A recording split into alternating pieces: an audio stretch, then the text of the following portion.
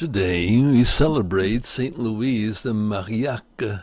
Born near Meaux, France, Louise lost her mother when she was still a child, her beloved father when she was but 15. Her desire to become a nun was discouraged by her confessor, and a marriage was arranged. One son was born of this union, but Louise soon found herself nursing her beloved husband through a long illness that finally led to his death. Louise was fortunate to have a wise and sympathetic counselor, St. Francis de Sales, and then his friend, the Bishop of Belley, France.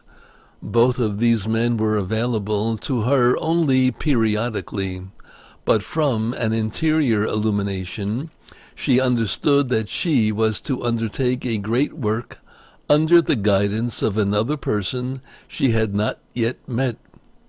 This was the holy priest, Monsieur Vincent, later to be known as Saint Vincent de Paul. At first he was reluctant to be her confessor, busy as he was with his confraternities of charity. Members were aristocratic ladies of charity who were helping him nurse the poor and look after neglected children, a real need of the day. But the ladies were busy with many of their own concerns and duties. His work needed many more helpers, especially ones who were peasants themselves and therefore close to the poor and able to win their hearts. He also needed someone who could teach them and organize them. Only over a long period of time, as St. Vincent de Paul became more acquainted with Louise, did he come to realize that she was the answer to his prayers.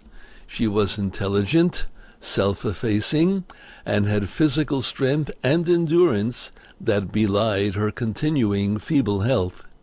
The missions he sent her on eventually led to 4 simple young women joining her.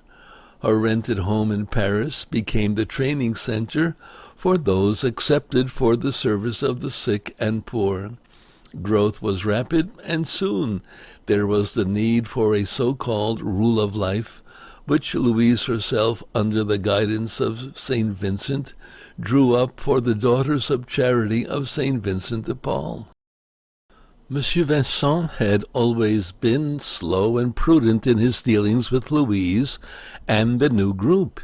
He said that he had never had any idea of starting a new community, that it was God who did everything.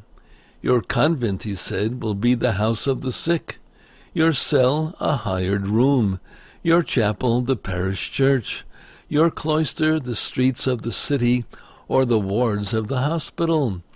Their dress was to be that of the peasant women. It was not until years later that St. Vincent de Paul would finally permit 4 of the women to take annual vows of poverty, chastity, and obedience. It was still more years before the company would be formally approved by Rome and placed under the direction of Vincent's own congregation of priests. Many of the young women were illiterate. Still, it was with reluctance that the new community undertook the care of neglected children. Louise was busy helping wherever needed, despite her poor health. She traveled throughout France, establishing her community members in hospitals, orphanages, and other institutions. At her death on March 15, 1660, the congregation had more than 40 houses in France. 6 months later, St. Vincent de Paul followed her in death. St. Louise de Marillac was canonized in 1934 and declared patroness of social workers in 1960.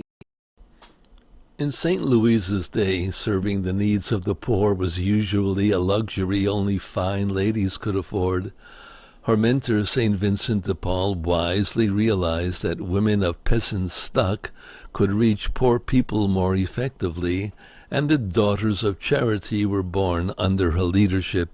Today, that order, along with the Sisters of Charity, continues to nurse the sick and aging and provide refuge for orphans. Many of its members are social workers toiling under St. Louise's patronage. The rest of us must share her concern for the disadvantaged.